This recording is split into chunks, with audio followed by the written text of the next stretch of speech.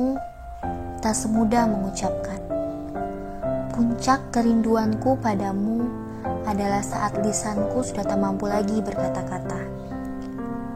Tak ada kata ataupun kalimat yang bisa mewakilkan perasaan rindu itu. Apakah cinta telah menjelma menjadi rindu? Atau rindu ini yang akan bertumbuh menjadi cinta? Entahlah, biarkan waktu yang menjawab. Meski hati kecilku berkata, waktu tak bisa berbuat apa-apa untuk perkara ini. Ini hanyalah sebuah kepasrahan, pesimisme, atau hanya alasan untuk mengulur waktu atas ketidaktahuanku akan rasa ini. Memaknaimu tak semudah mengucapkanmu. Lalu, bagaimana aku mendefinisikanmu jika tak memahamimu? Bukankah definisi lahir dari pemahaman atas pengalaman? Kompleks, satu kata yang bisa aku sematkan pada dirimu. Ya, bagiku kau sangat kompleks. Ini bukan definisi, melainkan sebuah alat yang kugunakan untuk bisa membantuku menggambarkan dirimu. Meski kau sulit didefinisikan, tapi bukan berarti tak bisa dideskripsikan. Setidaknya dari sudut pandangku. Hatiku berdebar, jantungku berdegup kencang, adrenalinku beradu pacu. Tiga hal itu menjadi bersamaan secara spontan ketika melihat sosokmu. Apakah itu disebut cinta? Lalu, bagaimana jika kondisi yang sama juga terjadi saat aku melihat Pak Polisi berompi hijau berkilau sedang berdiri kokoh di tepi jalan? Padahal jarak aku dan Pak Polisi masih 100 meter. Tak peduli apapun jenis kelaminnya, aku pasti merasakan tiga hal tersebut. Saat membayangkan sosokmu, senyumku mengembang sembari menatap langit-langit kamar. Mataku berbinar-binar. Perasaan senang dan bahagia perlahan-lahan menyelimuti diriku. Apakah aku sedang jatuh cinta? Sesimpel itukah cinta? Orang yang melihatku bisa jadi mengataiku gila. Lalu dengan santainya aku bilang, "Maaf bos, aku sedang dimabuk cinta." Aduh, cinta atau mabuk?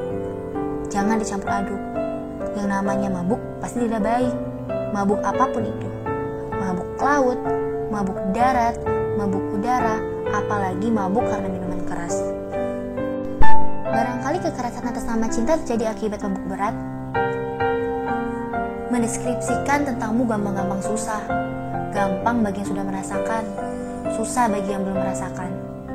Tapi, apakah ada manusia di muka bumi ini yang belum pernah merasakan cinta? Aku menyaksikan hal itu. Mungkin cinta memang hanya bisa dirasakan, tapi tak bisa didefinisikan. Membahas tentangmu pasti tidak akan ada akhirnya. Tak tuntas hanya dalam 3 SKS mata kuliah. Kau melebihi dalamnya Palu Mariana, lebih luas dari gurun Sahara, lebih tinggi dari Exover, tak bertepi, Fata Morgana. Menurutku, dirimu unik dan pastinya bisa membuat manusia bahagia dan damai. Jadi, sangat aneh jika ada dua sejoli yang nekat mengakhiri hidup mengatasnamakan cinta. Bagiku, itu bukan cinta. Jika cinta membuat manusia ingin mengakhiri hidup, diembel-embel dengan sumpah absurd hidup semati, maka bagiku itu bukanlah manifestasi dari cinta. Itu kekonyolan dan kebodohan belaka. Mengapa cinta harus dikambing hitamkan? Untuk menutupi kebodohan dan keegoan? Tidak. Itu tuduhan tak berdasar. Klaim sepihak yang tak bisa dipertahankan. Jika memang cinta membawa kedamaian, keteduhan, dan kebahagiaan, maka di manakah cinta berada saat manusia saling menyakiti? Apalagi perang atas nama cinta. Palsu. Cinta harusnya menuntun kita pada hal-hal yang baik, positif, dan tidak merugikan. Baik bagi diri sendiri ataupun orang lain. Kekaguman atau rasa suka pada seseorang tidak harus membuatku hilang akal. Dengan entengnya aku berkata, aku sangat mencintaimu. Yang kulakukan ini hanyalah pembuktian atas cintaku. Gubrak, kacau. Mencintai atau menyukai bukan berarti harus memiliki, apalagi dengan cara memaksa, menyakiti diri, dan menghalalkan segala macam cara. Sebab konsekuensi mencintai adalah menciptakan rasa bahagia tanpa syarat untuk dia yang dicintai. Berkorban? Pasti. Mengharapkan balasan? Tidak. Jika berkorban mengharapkan balasan, maka itu modus namanya. Saat aku mengagumimu dan menyukaimu, perasaanku begitu berapi-api. Penuh gejolak. Emosi bercampur baur menjadi satu. Adrenalin menggeliat tak terkontrol. Aku ragu jika aneka perasaan itu adalah cinta. Saat perasaan itu menjubahi diriku, secara alamiah pikiran bawah sadarku menerjemahkanmu sebagai sosok yang misterius. Jiwa Sherlock Holmes merasukiku. Aku jadi ingin menginspirasikanmu. Seketika aku bertransformasi menjadi manusia yang haus pengetahuan. Aku ingin tahu segala hal tentangmu. Lagu kesukaanmu, makanan kesukaanmu, warna kesukaanmu, minuman kesukaanmu, dan semua hal lainnya yang kau sukai. Untuk apa semua informasi dan pengetahuan itu? Manifestasi cinta? Entahlah, mungkin aku sedang kurang kerjaan. Akhir dari perburuan itu, aku punya daftar lengkap tentang dirimu. Sampai silsilah keluargamu aku tahu. Kau adalah kontradiksi yang saling menguatkan. Sosok yang keras tapi halus, lembut tapi kuat. Semakin lama, aku merasa benar-benar telah menjadi gila. Semakin banyak yang aku tahu tentangmu.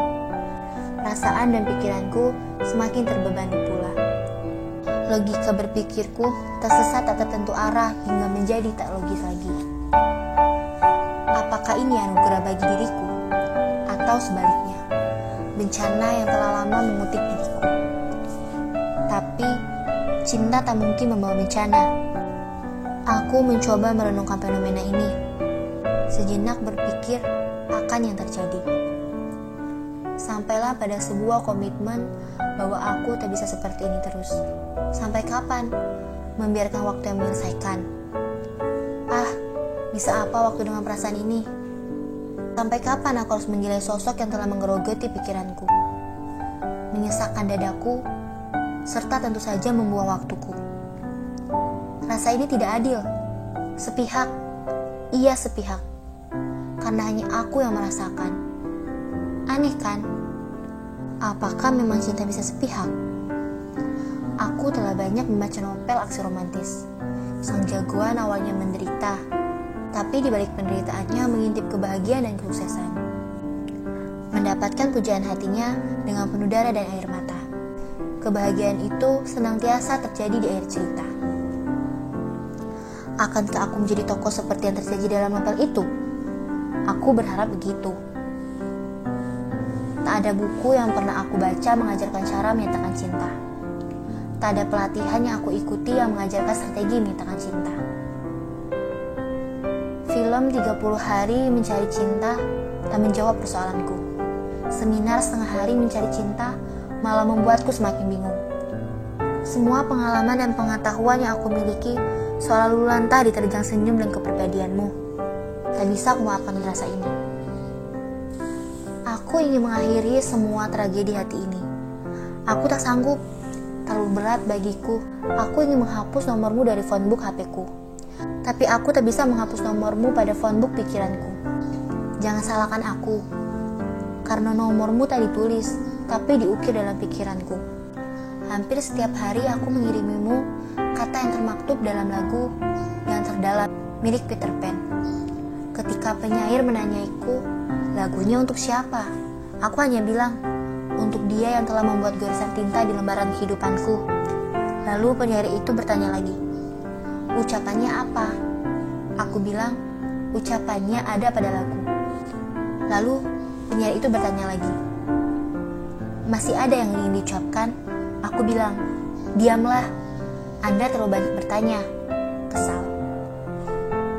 Kau bukan milik siapa-siapa, bukan milik ayahmu, bukan milik ibumu, bukan milik kakakmu, bukan milik adikmu, bukan milik teman-temanmu, bukan milik lingkunganmu, bukan milik daerahmu, bukan milik negaramu, dan bukan milik dunia.